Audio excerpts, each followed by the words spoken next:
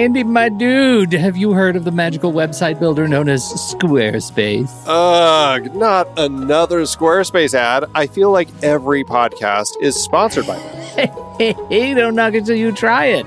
Yes, okay, it is overhyped, but actually it lives up to the hype. Squarespace is like a website fairy godmother. With a click of a button, your site transforms into a beautiful masterpiece. A website fairy godmother? That sounds interesting. What makes it so magical? Well, for starters, those slick templates make anyone look like a professional web designer. Pick one, customize the colors and fonts to match your brand, and voila. Plus, the drag and drop fluid engine is so easy, your grandma could build a site on Squarespace. Well, she did knit me a lovely scarf last Christmas. Maybe website design is next. Exactly. And when you're ready to sell your Nana's handmade scarves online, Squarespace has built-in e-commerce. Add a store with one click. Get flexible payment options. Then watch those sales roll in. And when she wants to teach others her steezy scarf skills, Squarespace's new courses feature is just the ticket. Nana can set up her curriculum and enrollments and payments in a snap and become the next e-knitting influencer. Oh, wow, you really sold me with the grandma angle. Sign me up for that free trial.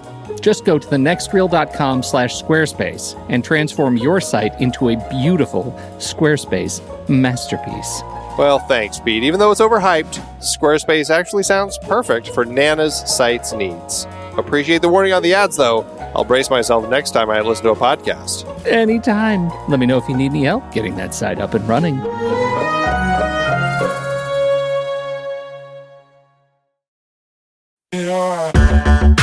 Andy, can you believe we've almost hit 700 episodes of The Next Reel? I know, it's crazy. And with all the other episodes in our family of podcasts, we are well over 1,200 episodes of movie conversation. It's really pretty amazing that we've gotten to have these in-depth movie chats every week for over a decade now. And we couldn't have done it without our loyal community of film fans. Their support over the years has meant so much. For sure. That reminds me, we should give the merch store a shout out. Buying shirts from thenextreel.com/merch is a great way listeners can continue to support the show. Plus, they get to sport our great designs. Absolutely. I think sometimes folks forget we have a variety of shirts, mugs, phone cases, and more available. In fact, a great place to start is with a shirt sporting the Next Reel's logo. We also have that classic Fast Times Spicoli Surf School tee, or the weirdly popular Rusty's European Tour shirt. The one from National Lampoon's European Vacation. Why is that so popular? Search me, but we have sold a ridiculous number of those. I guess there are a lot of Rustys taking trips to Europe? We're always adding new designs based on movies we've covered, like our brand new design for a streetcar named Desire, featuring a streetcar named Desire. So if you want to rep your love of TNR and films, head to thenextreel.com/merch. Every purchase helps us continue to have these weekly in-depth conversations. So visit thenextreel.com/merch today. And as always, thanks for listening and being a part of the Next Reel community. We've got lots more great movie chats coming your way.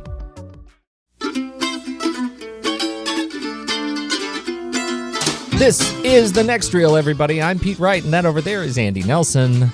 Merry New Year! And we spoil movies. Tonight on the show, we're ringing in the new year with Eddie and Dan as they take on the markets in John Landis' 1983 film Trading Places.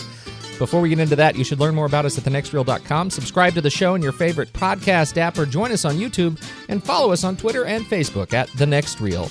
And if you're the sort who picks both the cracked crab and the lobster, then you're ready to try your luck at The Next Reel's Instagram, #PonyPrize, #GuessTheMovieChallenge. And with that, let's hop on the New Year's party train with Games Master Steven Smart and find out who won this week. Hey guys, this week's movie was Laws of Attraction from 2004, directed by Peter Howitt and starring Pierce Brosnan, Julianne Moore and Michael Sheen.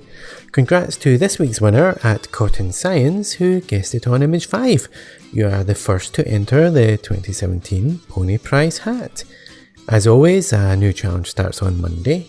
So thanks guys, and see you later. And we've got a blot spot friend of the show. Ben Lott has written in with his rebound on Black Christmas. When horror leans more toward thriller, it actually works for me, despite my typical horror aversion. Black Christmas used some amazing techniques years before they became popular to create tension and to confuse the audience. I loved how they built a mystery about the killer's identity, and also found it fascinating that it took quite a while before we even knew which of the girls would be the protagonist.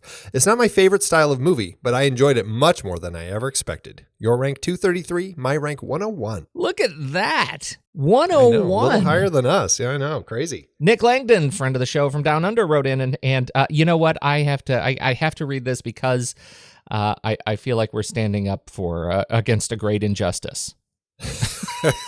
Hear, hear. Hear, hear. I know we all have our own opinions on movies, but I want to thank you and Andy for standing up for Rogue One in the latest film board. As you probably saw with my big rant, I was really keen on that movie, and it was the first ever I saw in Atmos, a new thing here in Australia.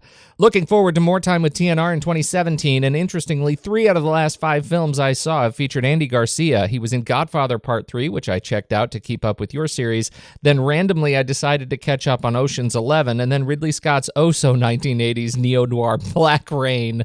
Oh, yes. And a happy holidays from Nick Langdon in Australia. Thank you so much, Nick. And you know what? Andy's been giving me trouble about not being a strong enough supporter about Rogue One. I think that he's doing me a disservice by calling me someone who does short shrift to that movie. I really enjoyed it, and I still need to see it again, so that's my problem. Well, I will say, as the one person who gave it 5 stars on the show. Okay. You win this round, Nelson. Although then again, I will say Nick Langdon, it was not a fan of Force Awakens yet. That's another one I'm a huge fan of. So what can I say? Once I let the little kid out of my heart that I had locked up for so long.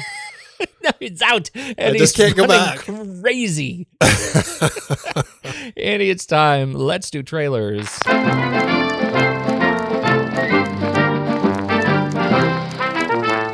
Andy, I want to go first because I have the aging trailer on the board today. I can't believe I hadn't seen it. I didn't see it. Didn't play during Rogue One. It probably should have. I don't know what's going on with that. This is, of course, War for the Planet of the Apes. Andy Serkis returns to probably not win an Oscar because he's doing motion capture.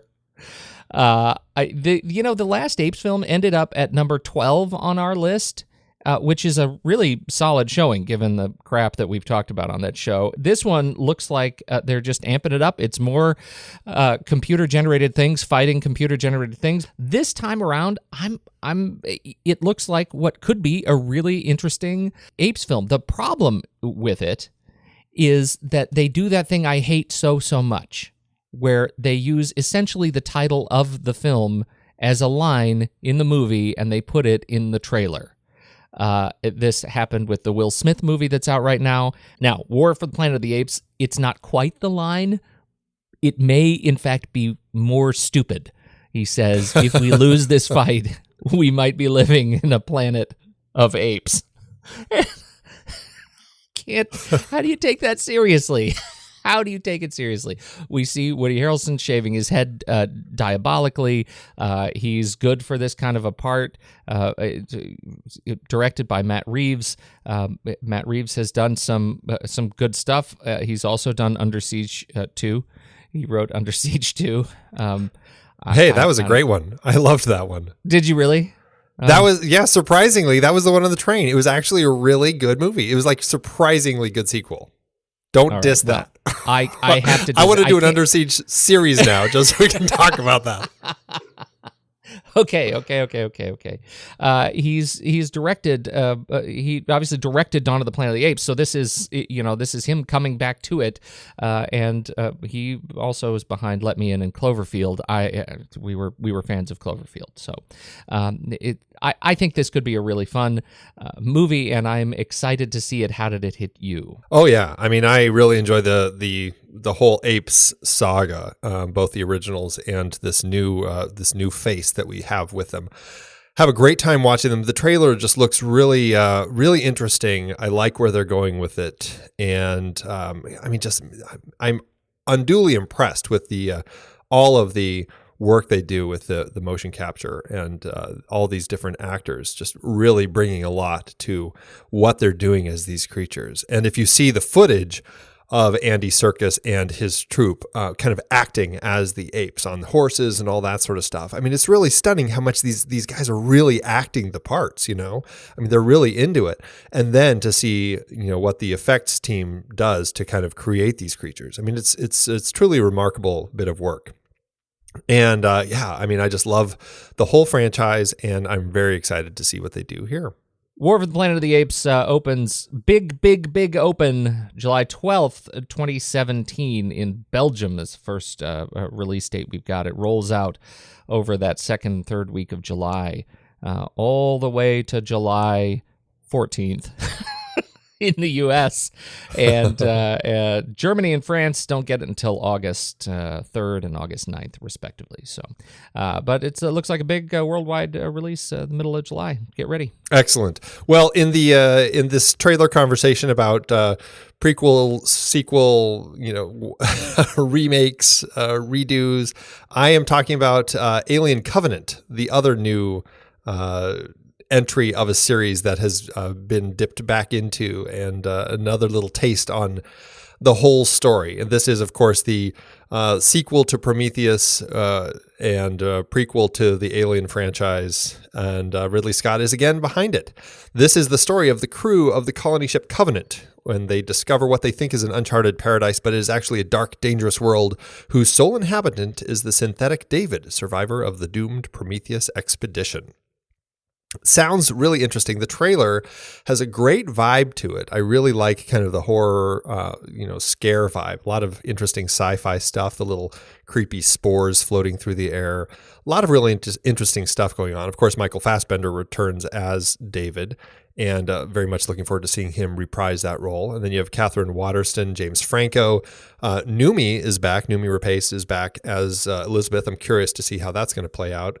And Guy Pearce, I'm guessing it's all just kind of footage of them in the past or something like that. And of course, we also have like Danny McBride, Billy Crudup, Demian Bashir. It's going to be a really interesting cast, kind of telling another story, the next in the development of the xenomorphs, and watching as the alien that we see at the end of Prometheus, which kind of looked like an early version of the alien, watch as perhaps it starts shifting and morphing into what we have come to know in the original 1979 Ridley Scott film. I'm quite excited about it, but I'm also really hesitant because while I liked Prometheus, I also had issues with Prometheus. And knowing it has some of the same team behind it makes me a little hesitant. But I'm hopeful. I guess that's where I'm going to leave it, where I'm hopeful that Ridley Scott is able to do something really interesting with it. So what do you think? I'm excited about it, but in the same way that you lock your inner child away in your inner heart box. I want to be much more excited about it than I am. Watching the trailer, I got this sense that I've seen this before, and the stuff in here that I've seen before is the stuff that led me to things I didn't like so much about Prometheus. Now, I absolutely need to see Prometheus again in order to get my head back around what Covenant, the trailer for Covenant, brings me, because I feel like all of my memories are frustrations, and I know that there was much more to that movie than I remember. So the thing that gives me most promise, as you say, is watching the creature evolve, and I love the poster artwork that has been released around this film. The Run poster is terrific, and it is it is the alien. It's starting to turn into the alien that I remember, and I want to see more of that. So I'm as excited as I probably should be going into a movie like this. That's fair. Well, this is going to really kind of hit big in May. Starts in France on May 17th, and then the 18th and 19th, it pretty much releases everywhere else, hitting the USA finally on May 19th. So it'll be a big weekend for it. Nothing you have ever experienced will prepare you for the unbridled carnage you're about to experience. I had the most absurd nightmare. I was poor and no one liked me. I know what you're thinking. You see Porgy and Bess? We can make it, baby. Me and you. Dan Aykroyd and Eddie Murphy are trading places. Help! Help! Hey, I don't want your bag, man. Help! Help! Help! Help! I'll bet that man could run our company as well as your young Winthorpe. Are we talking about a wager, Randolph? Is there a problem, officers? Oh, Winthorpe. I'm glad your parents are not alive to see this. What? No, wait! Now, this is totally preposterous. I'm not a thief. We are commodities brokers, William. Commodities are agricultural products, like wheat, which is used to make bread, pork bellies, which is used to make bacon, which you might find in a bacon and lettuce and tomato sandwich. Freeze, slimeball. Moi? Put that gun away at once, Winthorpe. You lost your mind? Dan Aykroyd, Eddie Murphy. They're not just getting rich, they're getting even. Do you have any better ideas? Yeah, it occurs to me that the best way you hurt rich people is by turning them into poor people. Dan Aykroyd, Eddie Murphy.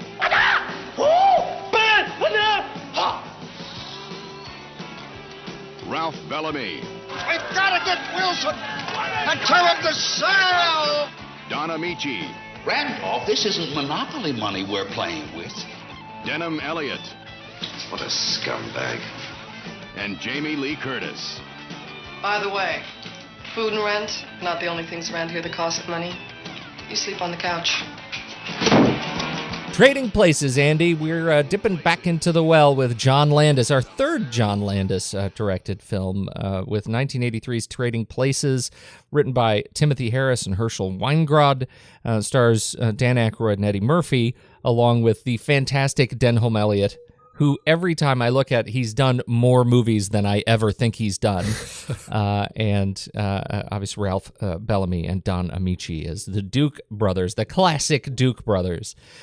This film tells the story of these wealthy millionaires who decide to place a bet on whether or not they can change the lives of their snobby investor firm manager and a street hustler. And they do it in spades. And boy, do they ever pay. That should have been on the poster.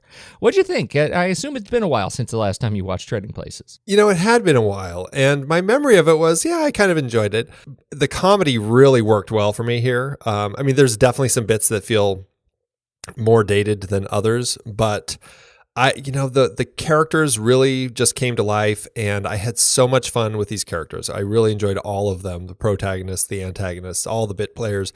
Just had a blast with it, and I just found myself laughing so much when I watched this film, and I had a great time. What is it that struck you sideways about some of the humor? I think it's some of the way that it's the early 80s, just kind of the way that they still talk about, he's a Negro and stuff like that. It's like, some of that is a little rough. And, I like the way they kind of play that up a little bit as far as Eddie Murphy and his reactions, like when they're talking to him about the different commodities and this is bacon. Sometimes you might have it on a bacon, lettuce, and tomato sandwich. And he does that fantastic look into the lens, like, are these guys for real? But I don't know. It's some of that element I think is a little dated, I guess, just the way that they deal with that and just some of the epithets that people have for each other, or the way they talk about each other. But, on the whole, I think it works pretty well, I think. There are certainly some Eddie Murphyisms that strike me as nods to some of his stand-up.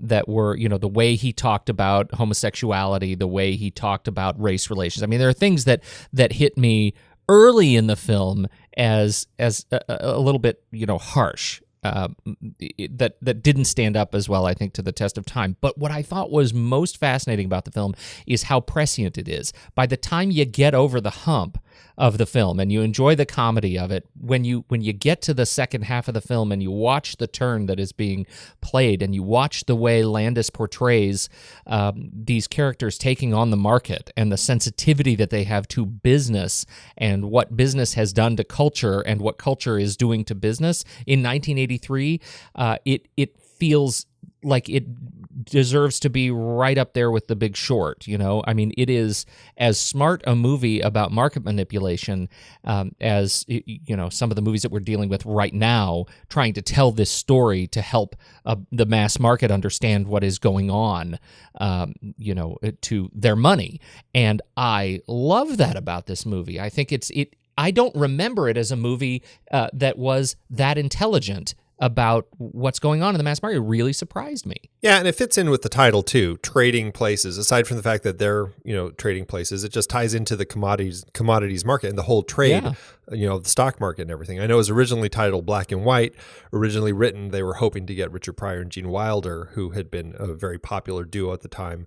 And I think to that aspect, it definitely works well. There's another element that does kind of strike me a little funny, and I don't know how much I really should let it, but it's just something that does makes me think. The fact that you've got really, it's a story about trading upper crust society person with lower class street person. Yet they still felt that, the upper class person has to be a white person and the lower class street person has to be a black person. And to that end, it's like, that does feel like it's a little rough that that's how they choose to depict them. But it also feels just like something of the time. I think that it would get a lot more grief if somebody wrote a script like this today. I think that, people would imply that they're saying things by writing these two characters this way. Whereas at the time, I think it works. I didn't even know how to respond to that. I think it's crazy. I think that is telling as much of the story of race in this film as any other element of the story, right? They have to do this because that's, particularly at the time, that's what the stereotype of wealth and the stereotype of poverty looked like. But I don't think that's something that you relate to any less today. That's the stereotype, and in fact, that sort of transition, that transformation, when we see Eddie Murphy as the black man go from the street to great wealth and handle himself ultimately so well, is part of the reward of the story, right? It's part of the lesson where we get to teach those who may believe that the only way to have wealth is to be white. We get to teach those people through film, you know what? It turns out color doesn't matter. It doesn't have to matter in success. Anybody can succeed, and we're going to lampoon this scenario to demonstrate it, but anybody can succeed. I think that's part of the fabric of the story. No, and I absolutely agree with that. I think that is the crux of the story, but it does end up like with modern eyes, and maybe it's just, the PC eyes or whatever, however you want to take it, but it's definitely something that can be looked at, Let me just ask you then, you're making this movie today as a remake, and Landis comes to you and he says, Andy, I need you to direct this, and we're going to pick you out, and you're going to direct the remake of this film. I'm going to produce it. How do you cast it? No, and that's what I was about to say. This could actually be a really interesting thing to kind of spin on its head in a modern remake, where you actually just reverse the races and you have a really wealthy, well-to-do black character and a really poor street character who's white, and then you have these rich people trade them and see what happens. It could be interesting to just really kind of continue to play with the way that stereotypes evolve and just the way all of that sort of stuff evolves. I think it's much less optimistic in that, and optimism is not the right word, but we in an era of Black Lives Matter, right, where we see in the media over and over that these issues have not gone away writ large. To subvert the casting choice tells a dramatically different story than this one, and I think less ripe for comedy. It's just not. It's not as funny. That's entirely possible. I mean, it might be more of a biting thing. I'm not really sure, but I just think it's an interesting thing that when you get that involved, it does put a different burden on the story. Something I think is really interesting, and also I think telling about the times, is that when this film was written, they really felt like, well, if we can't get Richard Pryor, it's not going to work. It was like he was, at the time, the only bankable African-American actor out there. And the studio was really kind of like, well, if you can't get him, it's not going to fly. And luckily, Eddie Murphy had just done 48 Hours right before this. And John Landis, I can't remember if he'd heard about it or had seen an early cut or something. And he's just like, oh, let's get this guy. He's really funny. And convinced the studio that it could work. And it seemed like they were pretty nervous, but it did happen. And, luckily that was great. So, then they had another bankable African-American actor at the time, which again speaks of the time. I think nowadays, at least they would have a much broader pick of actors to choose from. What was Richard Pryor doing at the time that he couldn't get this one? He couldn't be a part of this film. Do you remember? What was he doing at the time? Let's see. The Toy came out in 82 and Superman 3 came out in 83. So that's what he was busy with. Oh, the poor guy. Right. That doesn't necessarily, that doesn't bode well for some of his choices, but he did end up coming back with Brewster's Millions, which is another interesting, story in terms of Richard Pryor, John Candy now essentially doing the same thing. Right. Anyway, so there's Richard Pryor. Sorry for his poor choice here.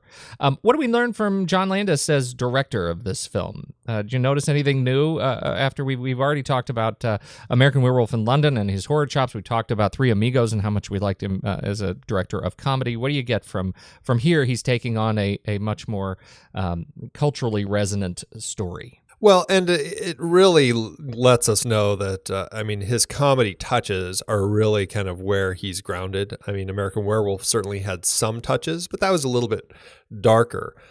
For the most part, you look at what Landis has done, and it's very funny stuff. And I mean, he's admitted he's a huge fan of Laurel and Hardy, of Preston Sturges, of all of these different types of these old school stories and characters.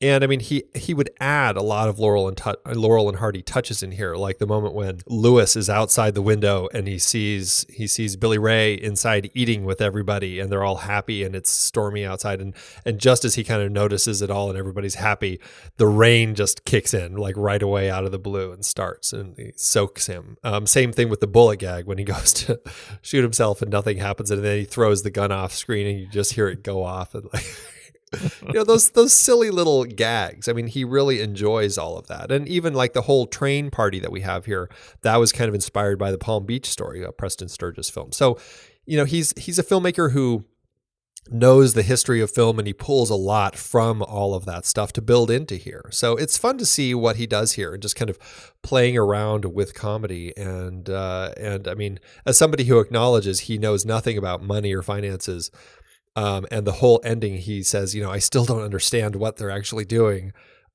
He directs it really well, and he's got some helpful exposition to help the audience understand what's happening, because otherwise I don't think many people would. But I think he does it well, and I think the comedy element, it works. The way he described it, he says it doesn't matter if people end up understanding the whole commodities bit at the end, as long as they understand the good guys are winning and the bad guys are losing. And I think he pulls that off. I couldn't, I don't know. I know I've already made the comparison to The Big Short, but that exposition at the end, you could just as easily have seen, an actress at the time sitting at a gambling table doing that kind of thing, or put another one in a bubble bath with champagne and have them explain the market, like what's going on at that sequence. It was really clear and I think appropriate sort of, over commodities B-roll, and I think it ended up working exceptionally well to ground the film outside of it. Kind of brings you back in. It says, okay, we've had this comedy about literally humans trading places. Now we're going to show you the trading places, and you have to understand that to see how somebody's going to win at the end of this movie. I thought that was so smart, just really intelligent directing, very tight. Also, we get the Landis "See You Next Wednesday" reference that he throws in here. "See You Next Wednesday." I can't even remember if we talked about this when we did An American Werewolf in London. It's a gag that he throws into a lot of his films. This was a film that he had. I think he was trying to make this, or this was an original script that he'd written like early in his career. Nothing ever happened with it. The title is referencing a line from 2001: A Space Odyssey that Frank Poole says during his video conversation. It's the last line that he says when he's talking to his parents. But it's this story that he wanted to do and nothing happened. And so he's thrown it in as a gag in just a whole bunch of his films. In American Werewolf in London, it's the name of the porn movie that's playing in the theater. And here in Trading Places, you see a poster for See You Next Wednesday in Ophelia's apartment. And on this particular poster, it's directed by William Wyler and stars Laurence Olivier, Merle Oberon, and David Niven, the real team behind the 1939 version of Wuthering Heights, which is really funny. And the poster, it has the quote in French, one of the 10 best movies in the world. So it's very funny. And he loves throwing it in there. Nothing comes up in Three Amigos, unfortunately, so we kind of missed it there, but it's definitely something that he throws in all over the place, and other people have subsequently also started throwing it in there, so very funny. He even threw it into the Michael Jackson videos that he did for Thriller. That's right. And Black or White. That's funny. Shall we jump straight into First Shot, Last Shot? Yeah, let's. All right. So first shot, we have the crew team, right? It opens on the crew team. The title credits are running over a montage of shots that demonstrate haves and then have-nots. And so the very first shot is a crew team rowing on a river in what we learn is Philadelphia. And that kicks off this montage of wealth and grit. And then the last shot, we end with a beautiful helicopter shot over somewhere in the Bahamas, I believe, or the Cayman Islands, as we have the wonderful line, "Looking good, Billy Ray. Feeling good, Lewis." As we close on Eddie and his girl, we've got Dan and Jamie together and Denholm Elliott, and everybody's on the beach or on the boat. Wonderful time as the aerial shot flies away and the credits roll. So there you go. All right. So how do those work together for you, Billy Ray? You know, Lewis, I think it's just simply a nice shot of location that kind of ties things together. I mean, the opening shot definitely ties the haves and have-nots together in the cold winter of Philadelphia. It just feels very kind of cold and a lot of disparate views of life. Whereas here at the ending, it's just, everything's happy-go-lucky. Everyone is together, and it's just they're all enjoying their happiness, warmth, and wealth. I think the only thing I would add on to that last shot is they're enjoying their happiness, warmth, and wealth. Is there's something about ending on that helicopter shot, right, where being high up over this kind of scene of wealth is very much of the day, right? That's what it felt like, kind of Lifestyles of the Rich and Famous. There was always the helicopter shot over the estate, and I think that's telling.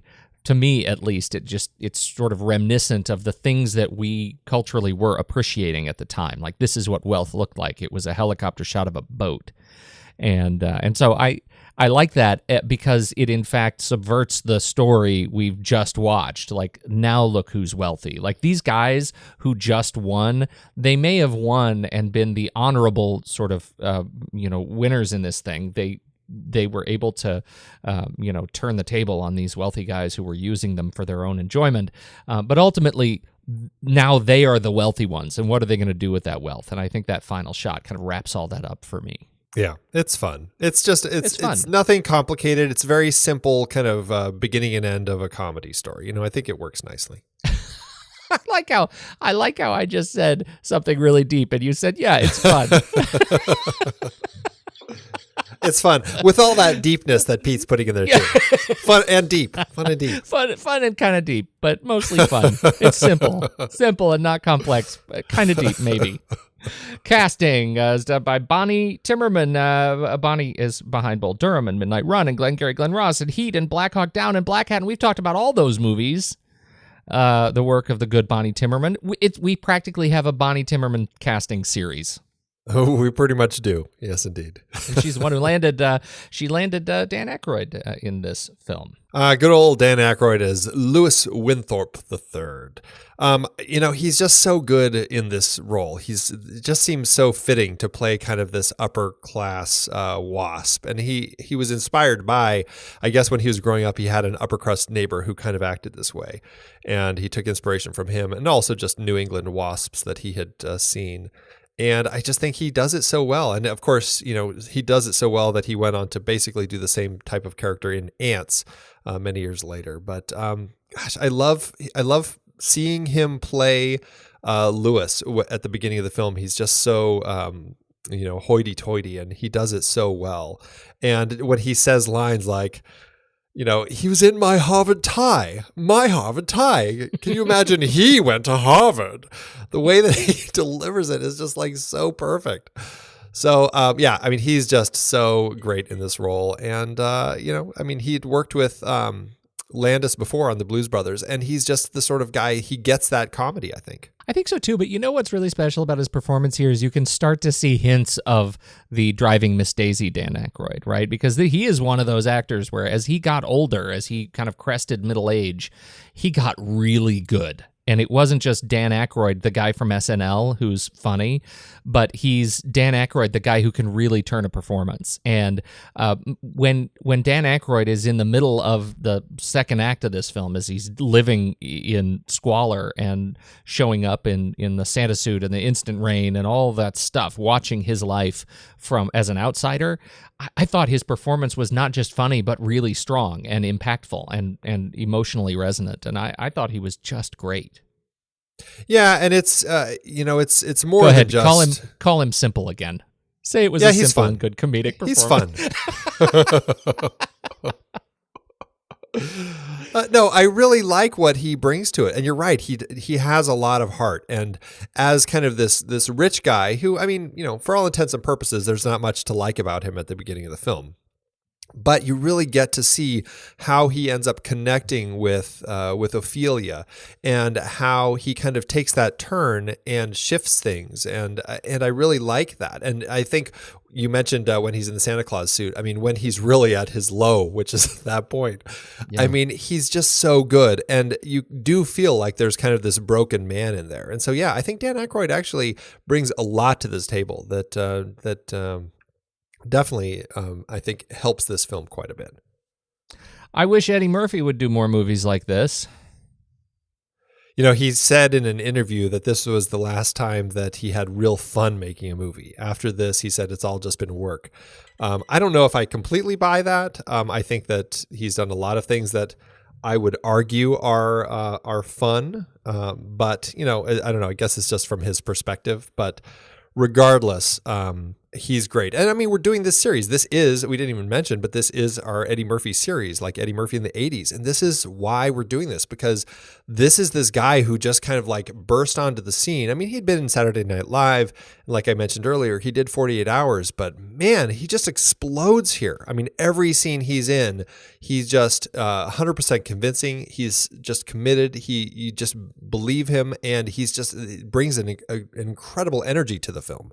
Absolutely. He's fantastic. It's hard to believe, as smart as he is on screen and as funny as he is on screen, as memorable performance as he is, that as he delivers here, that he's still that he was only 21, when he hit this movie, that he strikes a much more sort of mature performance. His name, Billy Ray Valentine, is amalgam of two NBA players, Portland Trailblazers, Billy Ray Bates, and Daryl Valentine. I know nothing of basketball, so I don't know how I don't know what that means.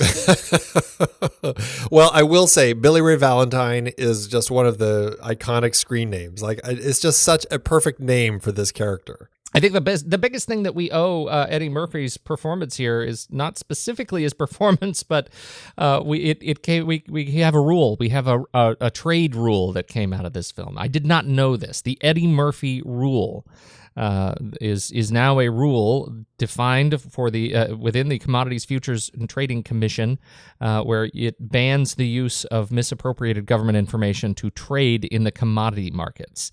And you know, not to get too much into commodities trading, but here is from the speech by CFTC chief Gary Gensler. We have recommended banning using misappropriated government information to trade in the commodity markets. In the movie Trading Places, starring Eddie Murphy, the Duke brothers intended to profit from trades in frozen concentrated orange juice futures contracts using an illicitly obtained and not yet public Department of Agriculture orange crop report. Characters played by Eddie Murphy and Dan Aykroyd intercept the misappropriated report and trade on it to profit and ruin the Duke brothers. In real life, using such misappropriated government information actually is not illegal under our statute. To protect our markets, we have recommended that we call the Eddie Murphy rule to ban insider trading using non-public information misappropriated from a government source. So this is testimony in front of Congress that where they're calling out this John Landis comedy film. I find that enormously amusing. What I think is interesting is that this movie came out in 1983, but it wasn't until nearly 30 years later that they actually had this go before Congress. And it's like, how did it take them this long to actually ban using misappropriated government information to make these trades?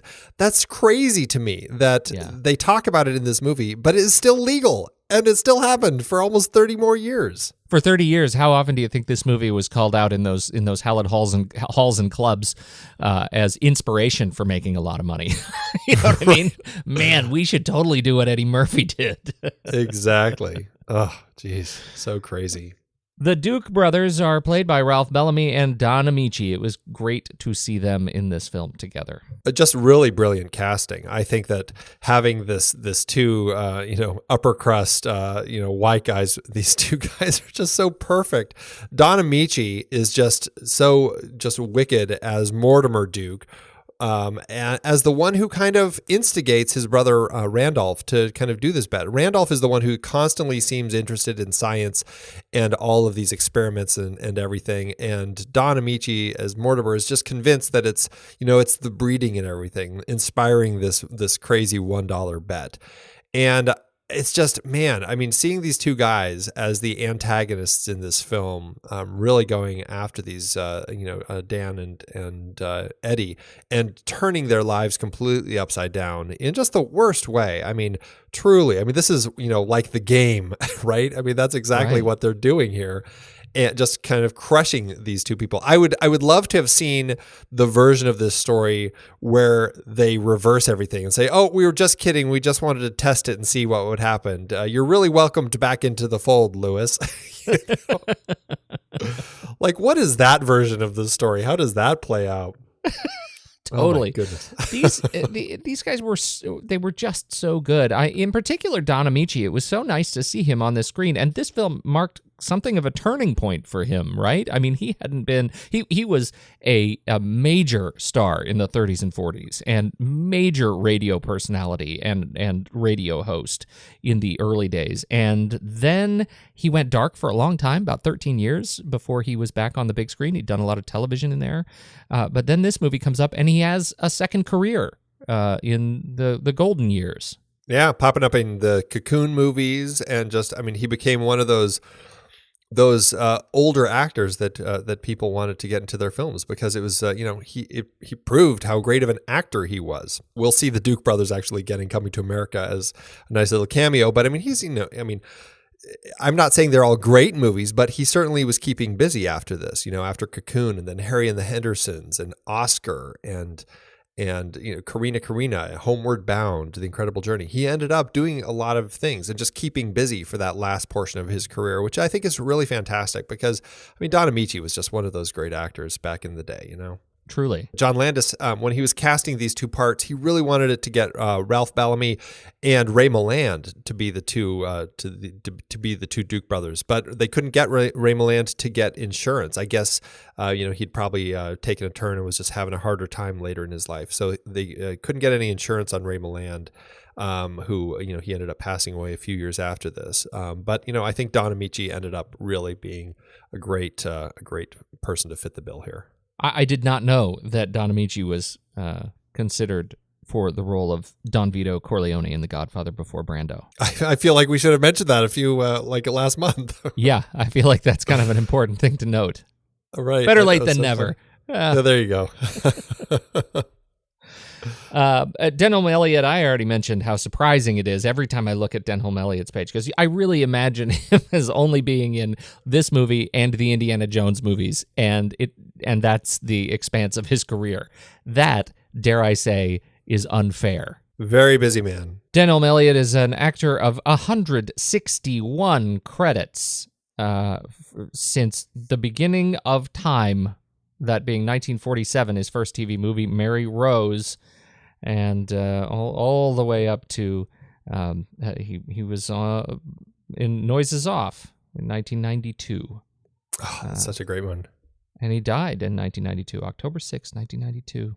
He has my favorite moment in the whole film, which is so funny because it's just such a little thing, but it's just this underplayed moment when he's getting all riled up as they're putting this plan together, and they're coming up with their plan to get back at the Duke brothers, and he just kind of comes up and he offers them eggnog, and all he says is eggnog, but he says it like the look on his face, like he's just so into this and he's ready to like help these guys take the Duke brothers down.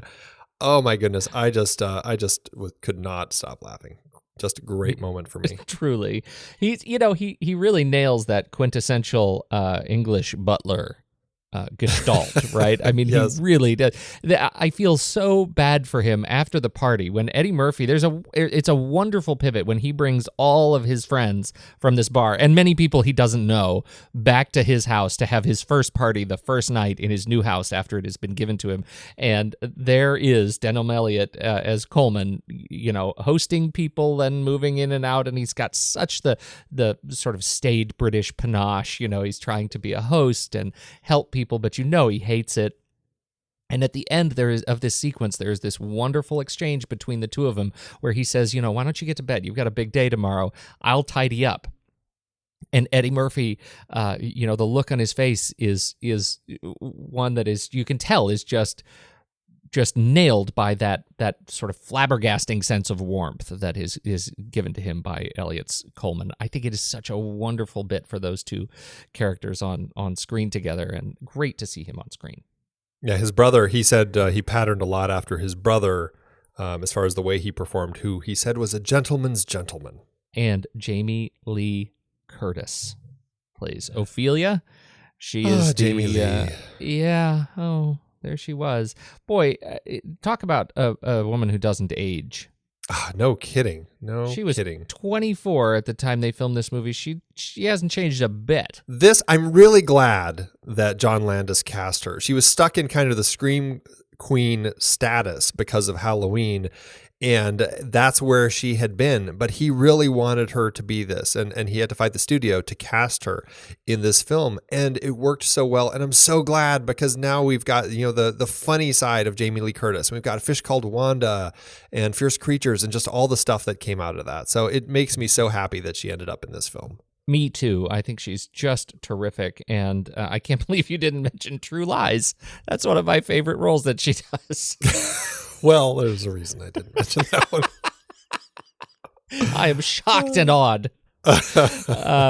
She's, there's a couple of interesting bits of improv, and the one the scene that strikes me, has always struck me as particularly odd, is the sequence on the train where she's wearing lederhosen and she has the Swedish accent, and it's a bit of confusion on the train where they're talking about how the accent doesn't match the clothes, and it turns out that was a bit of improv, and this is not a film that was known for a lot of improv, and most of the improv, these funny actors were doing improv didn't make it into the film, but some did. And in this case, it was that she actually could not do an Austrian accent.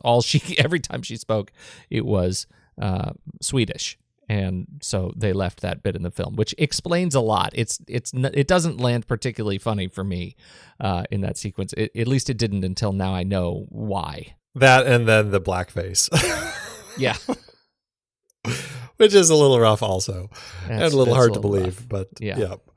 But the rest of it, actually that whole sequence, I end up, getting, I struggle with quite a bit, that whole sequence, all the way through the gorilla and everything. It's like, it's not the best, but yeah. What's interesting, just another interesting tidbit about Jamie Lee Curtis is her sister Kelly played one of the club girls that is in kind of Lewis's group. And Christopher Guest's brother Nicholas was also in that group, which leads me to wonder if this film might be where Jamie Lee ended up meeting Christopher Guest and leading them onto their marriage. I think they only got married like the following year. So, I mean, it had to be right around this time that they met. I love it when we talk romance on this show. Highly speculative romance. Isn't it fun? Jamie Lee did actually go on to work with Dan Aykroyd. It sounds like they had a great working time together. They were in My Girl 2, and Christmas with the Cranks. So another little dose of Christmas joy for everybody. Paul Gleason shows up as Clarence Beeks, the corporate espionage specialist and security expert. Yeah, he was based on G. Gordon Liddy. And what I think is funny is that John Landis, I don't know what he was thinking or why he would have wanted to try this, but he actually offered the part to G. Gordon Liddy originally, which is such a strange thing to do because I can't imagine he's much of an actor. But he said he wouldn't do it because he didn't want to be buggered by a gorilla, as he put it. So G. Gordon Liddy, you say he doesn't strike you as much of an actor, and yet on IMDb he's got 18 credits. Wow. He was in Airwolf, dare I say, hit Jan Michael Vincent vehicle Airwolf as Barclay Case in an episode there in 1986. So I'm not saying that maybe this film, Trading Places, wasn't was the catalyst for G. Gordon Liddy's career in entertainment, but I am saying that it's possible. There's more performance acumen than perhaps I had suspected. Andy, Miami Vice, MacGyver, right? Seriously, Street Asylum in 1990, the film Adventures in Spying in 1992. Perry Mason, Andy. He was in all 46 episodes of 18 Wheels of Justice. He was. Yes. Yeah, he was. Jacob Calder. All right, G. Gordon, I can't take that away from you. You certainly can't. Rules of Engagement, Andy. Rules of Engagement with Tommy Lee and Sam Jackson and G. Gordon Liddy. Oh, dear. Just saying. Paul Gleason. Great to see him. Everybody remembers him as the principal in Breakfast Club. I'm sure everybody remembers him there. There is a long list of bit parts in this film, as we know that Landis is prone to do. Do you want to just run down the list? Yeah, James Belushi pops up in here. Frank Oz pops up. What's funny about Frank Oz is he and, I don't know what it is, but there seems like an interesting John Landis connection with the Muppets in that whole world. Because Frank Oz, who was part of the Muppets, he was in a number of Landis films: Blues Brothers, American Werewolf in London, Spies Like Us, Innocent Blood, and this. He was also in Blues Brothers 2000, the sequel. And then if he does not appear in a Landis film, his name is often spoken in the background. So, for example, in the airport scenes in Into the Night and in Coming to America, we're going to have to listen for this. There are announcements on the PA system for Mr. Frank Osnowitz. So we'll have to That's awesome. Really listen for that. But speaking of the Muppets, Richard Hunt plays Wilson, working for the Duke brothers. He was a Muppet performer, and he was also the voice of Scooter and Statler. So he shows up toward the end of the film here. Bo Diddley, a little ties to the Blues Brothers, pops up as a pawnbroker. Tom Davis and Al Franken are from SNL, are luggage handlers. Robert Earl Jones, we talked about in The Sting, he pops up as the attendant here. Giancarlo Esposito is in the film. And, Eddie Murphy's buddy Clint Smith pops up as Do-Rag Lenny. He's going to be in Coming to America. And then the last one we were going to talk about was Don McLeod as the gorilla. Don McLeod has a wonderful IMDb page. Not because he plays the obvious, he's obviously a guy in a suit gorilla in Trading Places, but because he plays gorillas a lot. He's like the gorilla man. You need a guy to be a gorilla? Talk to Don McLeod. This is your guy. Did we count how many noted gorillas he plays from Trading Places? Well, this was not his first gorilla, right? No, you're right. He was the gorilla in The Man with Two Brains. He was also same year. Dr. Schlermy Beckerman. And then he goes on. He was in the Tarzan in Manhattan TV movie. He was in the Tarzan: The Epic Adventures TV series. He was on the gorilla team in Born to Be Wild. He was. I don't know if Gorgo is a gorilla in the New Addams Family TV series. But it does sound like a gorilla. Sounds like a gorilla. He was a gorilla on Sheena, the TV series. He was the gorilla double on a short How to Eat Bacon. This is a guy who really seems to have tapped into something. You're on set, and yet the director says, we need somebody to be a gorilla. You're the guy who says, hey, I could do that. And suddenly you're always the guy who can be the gorilla. He's Andy Serkis, pre-Andy Serkis. He's Andy Serkis, but in a suit. That's exactly who Don McLeod is. That's so funny. Do we have any notes on Getting It Made that we want to talk about in particular? Not too much. Robert Painter was the cinematographer. I know you had some thoughts on that one. Just that we've talked about him before, obviously. He did American Werewolf in London. He did 5 total films with Landis, including the Thriller video for Michael Jackson. And I just thought he did a nice job in this film. Otherwise, the film could have been a made-for-TV thing. I mean, it's a pretty straightforward proposition. And I didn't see anything that really jumped out at me in terms of camera placement or whatever, except for when you get these really striking sort of pose shots that, I thought he captured pretty well, particularly around the spy, right? The espionage, the way he captured Paul Gleason as Clarence Beeks. We have a lot of great silhouettes on the train. It ends up feeling much more like a spy movie there. I think his camera placement around the club where we have Beeks walking across this giant room. It was an interesting choice having such a high angle in some of those rooms as he's trying to out the internal thief in the club. And so I think there were some choices around that character in particular that were very striking to me and defined segments for the film uniquely in a way that the rest of the film doesn't necessarily carry. So I think it makes for an interesting visual voice. I liked it. Well, and I think that's kind of what a cinematographer, is going to do when they're given a fun script. I mean, a comedy script certainly banks on the comedy to drive it, but I think that they're still going to work to find something to do, some way to kind of still tie all of that together and do something with the visuals. So it's great to see that he is kind of putting some of that interesting stuff in here. I agree. Deborah Nadoolman, John Landis's wife, of course, does the costumes here. I think she ended up designing all of the suits and then had a tailor in New York actually construct them all. But I think everything looks great. She kept everything very just kind of bleak and gray and everything, except for 2 that really were kind of the highlight costumes that she wanted to have stand out. One, of course, was Billy Ray Valentine. When we first meet him, he's got that red hoodie kind of under his outfit to kind of help frame him and single him out as, hey, he's a guy we're going to be paying attention to. And Beeks, the one of the bad guys of the film, always had just the worst suits imaginable. He just looked so terrible in those really tacky plaid suits. Yeah. So I love that she actually really put some care into making those 2 characters really stand out. We got to shout out the music, Elmer Bernstein. Fantastic score. Bernstein, this was that period when he had kind of tapped into, or I should say John Landis had tapped into working with him. He had started this second direction in his career, doing some really fun comedy stuff, and I really enjoy that Landis decided to start tapping into him with, I think the Blues Brothers was the first time that they did anything together. And then he just went on to do a number of his films, and we've talked about them.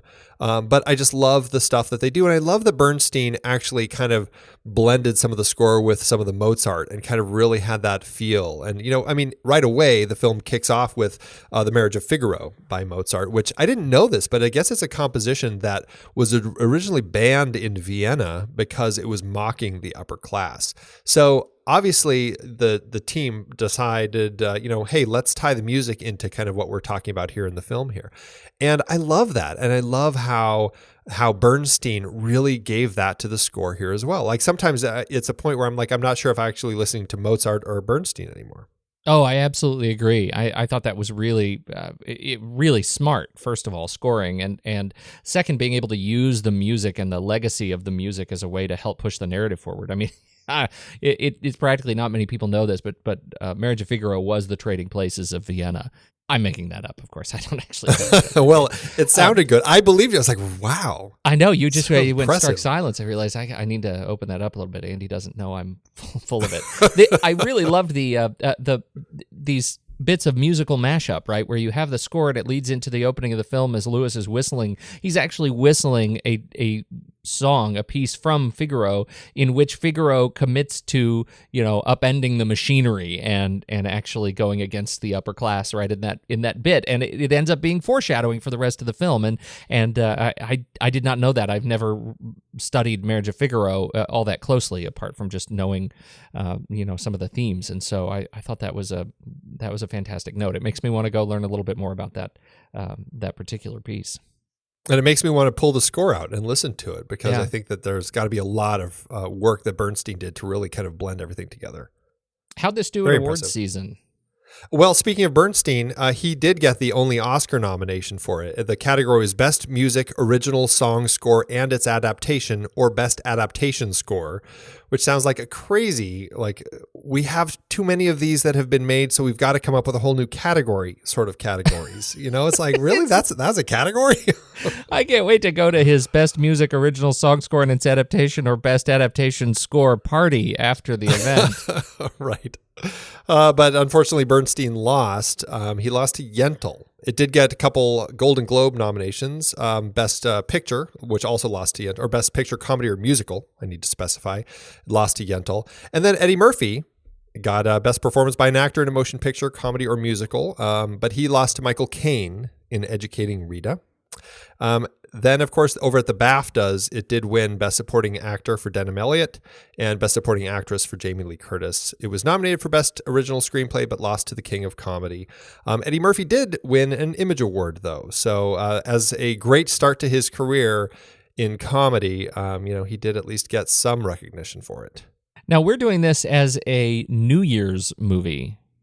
We're our Happy New Year movie, and obviously kicking off our Eddie Murphy theme, but not the rest of the world does not see it as a New Year movie. Well, it's funny because it really bridges Christmas and New Year. So I guess you can argue it fits in for both. So you can have it as a Christmas movie, you can have it as a New Year's movie. It works fine for us. But yeah, no, Italy, I guess it's actually become a Christmas classic in Italian television since Christmas Eve 1997. They have been broadcasting it every year. Who knew? This is akin to Die Hard and its growing popularity as an authentic Christmas classic. I know, isn't that funny? I've heard more people talk about Die Hard as their favorite Christmas movie this year than I have ever heard. That's so funny. We watched it. It's on our list. Oh, of course. Us, me too. I should say not us. It is a me. I'm alone in the dark watching Die Hard after everybody has gone to sleep. No, yeah. Anyhow, how did it do in the box office? Well, John Landis's comedy cost $15 million to make, which is just over $36 million in today's dollars. The movie opened June 10th, 1983, opposite James Bond's Octopussy, and it opened third behind Octopussy and Return of the Jedi, still dominating the box office. The movie ended up making about $90.5 million, or just under $219 in today's dollars.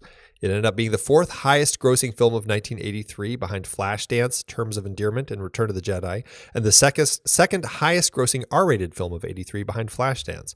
All in all, a pretty solid return on the investment, giving them an adjusted profit per finished minute of about $1.5 million. Not bad. Pretty good, I'd say. I'd say that too. I think it's time for us to rank it. Let's do it. Head over to flickchart.com/thenextreel and you'll see our list. Once again, just scroll up there. I've put the link straight to this movie in Flickchart so you can add it to your list right now. Tap on the link and let's get started. First up, we have Trading Places or The Road Warrior, Mad Max 2. It's a tough one to start with. I hate starting off as a hate crime there. I'm torn. I actually, before I rewatched it, I might have said The Road Warrior. Now that I've rewatched it, I actually think I might go with Trading Places. Yeah, I think I will too. Putting in the top half. Yeah, there you go. Great way to start us off, Eddie Murphy. Trading Places or Scarlet Street? Little Fritz Lang. I'm going to go Trading Places. I think I am too. Trading Places or Aliens? Aliens. Oh, here it is. Yes, Aliens. Yeah. Trading Places or The Good, the Bad, and the Ugly? I am The Good, the Bad, and the Ugly. Yeah, Good, the Bad, and the Ugly. Trading Places or The Thing? Definitely The Thing for me. Yeah, The Thing. Trading Places or Seabiscuit? Oh, Trading Places. I'm going with Seabiscuit. Oh, I'm absolutely Trading Places. That's fine. Well, we're going to the mat then. All right, let's do it. Let's do it. All right. Ready? 1, 2, 3. Paper. Rock. Somebody's got to win, Andy. Somebody's got to lose. That's right. Trading Places or The Social Network? Haven't seen that pop up in quite a while. Wow. I'm going to have to go with The Social Network. I think on the strength of the script alone. I'm generally a fan of Sorkin and the way he writes dialogue. I agree with you. I would actually go with Trading Places, but I think I'm going to give you Social Network because I'm pretty light on this decision here. Okay. All right. Trading Places or Shaun of the Dead? Shaun of the Dead. Yes, absolutely. All right. Trading Places or some Kurosawa, Seven Samurai. Oh, this is another tough pairing. It is a really tough pairing. I'm on an island. I've got a TV and these two movies. I think just because of where I am right now and I still have some of the thrill of just seeing this movie again after so long. I've seen Seven Samurai kind of a bunch recently. I'd probably watch this one.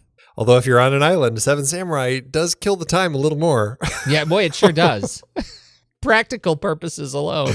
All right.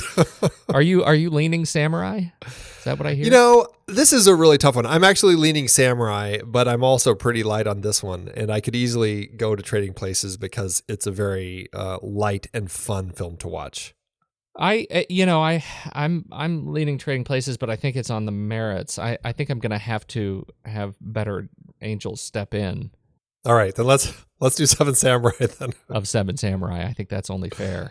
All right, Seven Samurai is going to take it then. Trading Places is 71 on the Flick chart. 71 out of 281. Right. So that's a pretty solid start for our Eddie Murphy series. That's about right. So it's between Seven Samurai and what? It's actually between Fargo and Scarlet Street. Fargo, sometimes Flick chart is one of those things where it didn't quite get ranked against everything, but it's between Fargo and Scarlet Street. Okay. All right. Well, that feels like a pretty good placement. I like that. What does this do for your letterbox ranking? I feel like I would say 3.5, but I'm feeling like it needs a half star of love.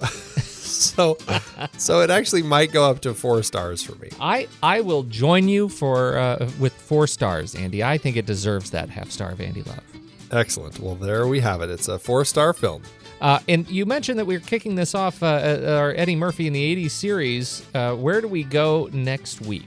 We're just jumping a year to Eddie Murphy's next big thing with Beverly Hills Cop, which is just a really fun film and very much looking forward to it. And really, I shouldn't say his next thing. I mean, he actually was in Best Defense in between these two, and the less spoken of that, probably the better. Well, have you seen Best Defense? Do you remember with Dudley Moore? Oh, yeah, yes. It was terrible. It was not a good movie. But wasn't he like a tank driver or something, Eddie Murphy? Yep. Yeah. It's an odd film. It's a very odd film. Kate Capshaw. Oh, look at that. George Zunza. It could have been interesting. It's an interesting concept that just really did not work at all. Yeah. Totally agree. But we do have Beverly Hills Cop, and that's that's one that's worth talking about. Absolutely. So we're going to be talking about that next time, and then we're jumping 4 more years to Coming to America. Outstanding. All right. Well, between now and then, I got to go to bed. All right, buddy. Well, it was a stone groove, my man.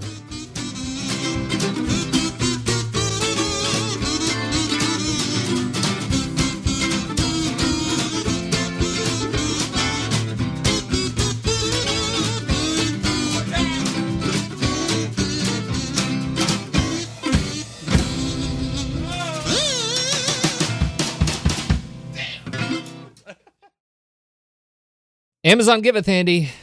Oh, as Amazon always doeth.